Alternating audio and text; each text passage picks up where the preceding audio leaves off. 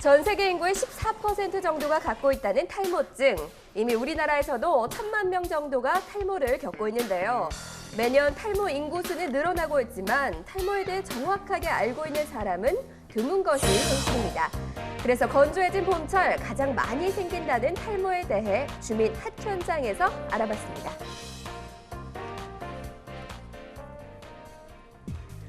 자외선이 강해지는 봄철, 탈모주의보가 내려졌습니다.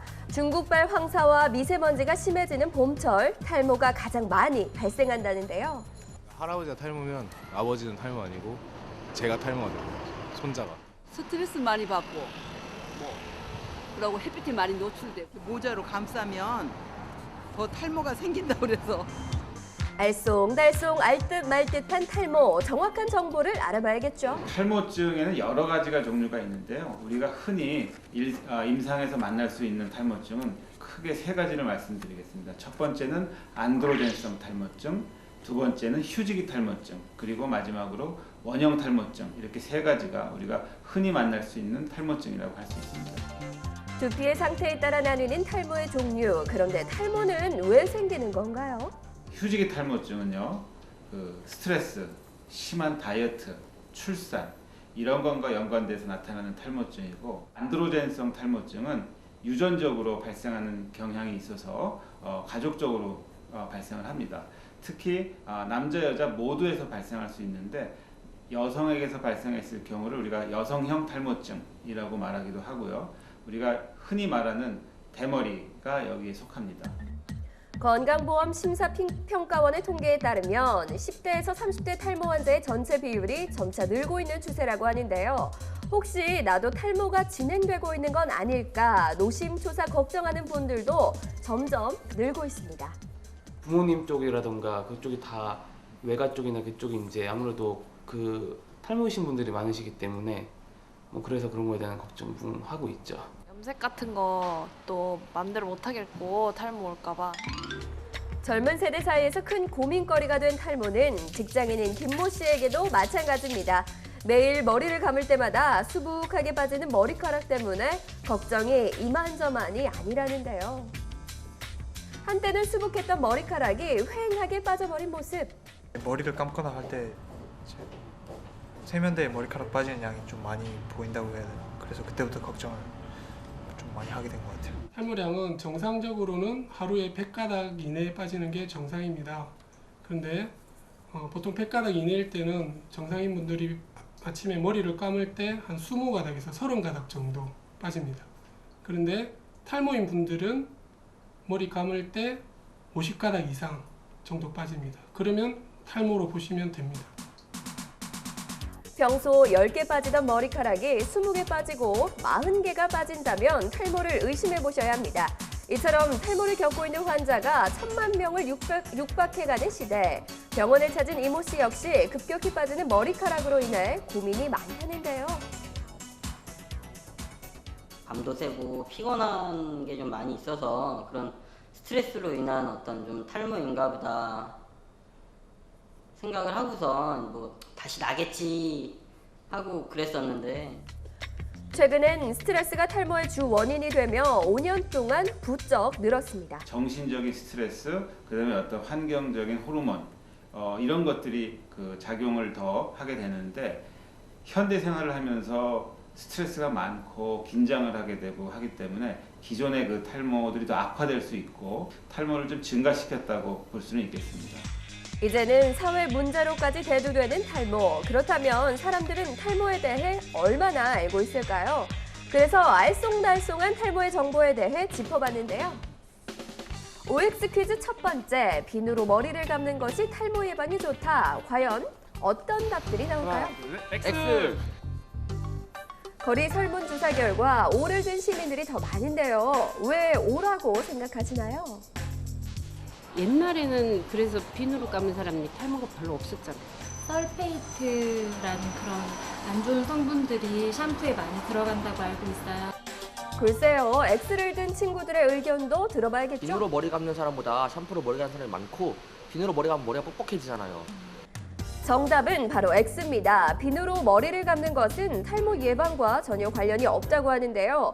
오히려 자신의 두피에 맞는 세정력이 좋은 샴푸로 깨끗이 감으면서 두피를 청결하게 유지하는 것이 탈모 예방과 두피 관리에 좋다고 합니다. 다음 질문, 모두가 헷갈려하는 모자에 관한 건데요. 모자를 자주 쓰면 탈모가 생긴다. 하나, 둘, 셋. 오! 이번엔 만장일치로 O를 든 시민들.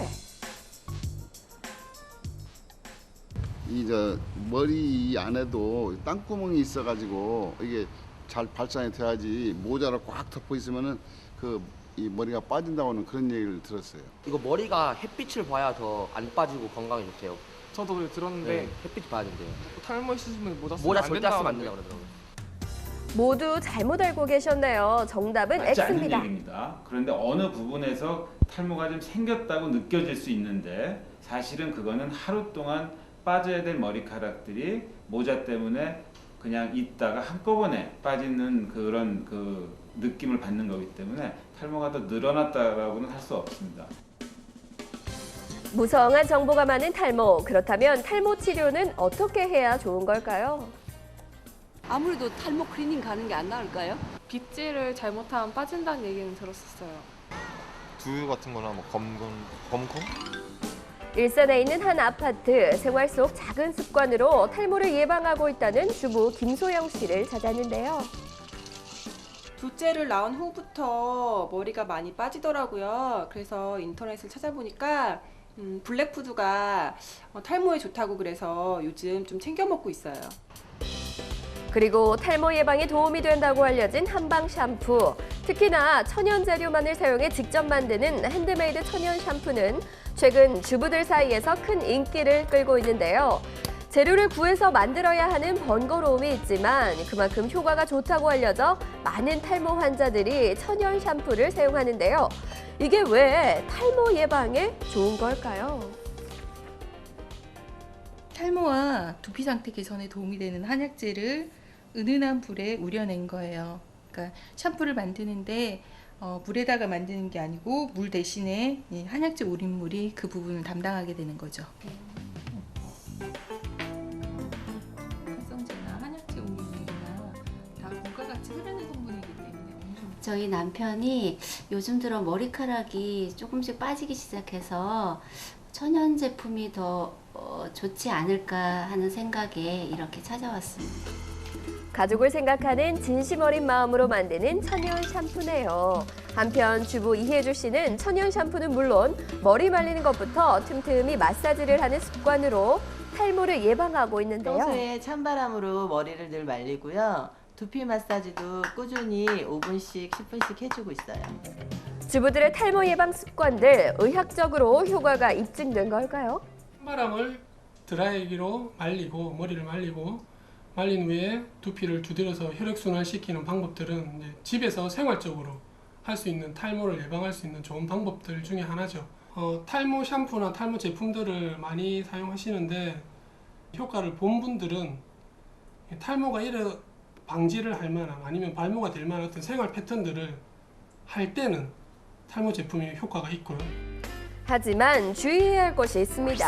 아직 그 효과가 과학적으로 명확하게 입증된 건 아니기 때문에 시중에 파는 탈모 예방 제품들을 구입할 경우 꼼꼼히 성분을 확인해야 하는 것 잊지 말아야 합니다. 글쎄 발라보니까 별로 나지가 않더라고요. 의학적으로는 그게 확실히 할 수 있는 게 없다고 알고 있기 때문에 당연히 병원 가가지고 한번 처방을 의사 선생님 얘기 들어보고 거기에 맞게끔 이제 처방을 받아서 이제 해야 될 것 같아요. 탈모 전문의와 충분히 상담하고 치료받는 것이 기본입니다. 머리카락이 개수가 줄어든 것처럼 보이지만 사실은 확대해서 보면 가는 머리카락들이 보입니다. 그래서 탈모 치료는 없던 머리카락을 새롭게 자라게 하는 게 아니라 수명이 짧아져서 가늘어진 머리카락을 다시 정상 수명으로 만들어서 굵게 만들어내는 게 탈모 치료라고 할 수 있습니다. 그런데 조사를 해봤을 때 가는 머리카락조차도 없어져 버린 어떤 진행된 탈모일 때는 아무리 탈모 치료를 해도 머리카락이 다시 나지 않습니다. 이미 탈모가 진행되어 모발이 악화되었다고 해서 아예 방법이 없는 건 아닙니다. 모발을 이식하는 치료법이 있는데요. 보통 모발 이식은 1회 혹은 2회에 걸쳐서 하게 됩니다. 1회에 심은 머리, 즉 이식한 머리는 한 번 심게 되면 영구적으로 자라게 됩니다. 즉 우리의 다른 머리카락 부위가 계속 자라는 것처럼 이식된 머리카락은 본인이 죽을 때까지 꾸준히 자라게 되고요. 모발 이식을 통해 평생의 스트레스였던 탈모에서도 벗어나고 남들처럼 풍성한 머릿결도 가질 수 있습니다. 그리고 탈모를 극복할 수 있는 또 다른 방법이 있는데요. 바로 맞춤 가발입니다. 30대부터 빠지기 시작하더니 실질적으로 보니까 40대 초반 되니까 완전히 이렇게 머리카락이 빠지더라고요. 네, 모발 상태에 딱 맞게 제작하는 가발. 탈모 부위를 정확히 본을 떠가지고요. 모질, 모발 색상 그리고 모발 양 같은 거를 전부 조절해가지고 이제 고객님만의 이제 세상에 하나뿐이 없는 가발을 만드는 게 맞춤 가발입니다. 마치 진짜 내 머리인 듯 내 머리 아닌 맞춤 가발. 이거 하나로 발걸음까지 당당해진 거 보이시나요? 이렇게 탈모 고민 해결 끝났습니다. 한 15년은 젊어 보입니다. 좋습니다. 남부럽지 않은 머릿결로 탈모 걱정 없던 사람들. 하지만 막상 탈모가 진행되면 당황하기 마련인데요. 탈모는 어떻게 치료하는 것이 가장 좋은 걸까요? 네, 사실 일반 분들이 탈모라고 하면 모든 탈모가 그냥 다 똑같은 탈모라고 생각을 하는데 본인이 안드로젠성 탈모증인지 아니면 그냥 건강하지 못한 모발을 가지고 있는지를 먼저 진단을 받고 그리고 건강하지 못한 모발을 가지고 있다라고 진단을 받으면 그런 건강식품이나 일반 의약품으로 도움을 받을 수 있는데 안드로젠성 탈모증을 가지고 있다라고 진단을 받으면 거기에 맞는 약을 먹고 치료를 해야 된다는 게 제가 말씀드리고 싶은 사항입니다. 지피지기면 백전백승이다 라는 말이 있듯 탈모도 제대로 알고 예방하고 치료하는 것이 중요합니다. 탈모를 극복하는 최고의 지름길은 건강하고 올바른 두피 관리와 조기 치료라는 것 꼭 기억하세요.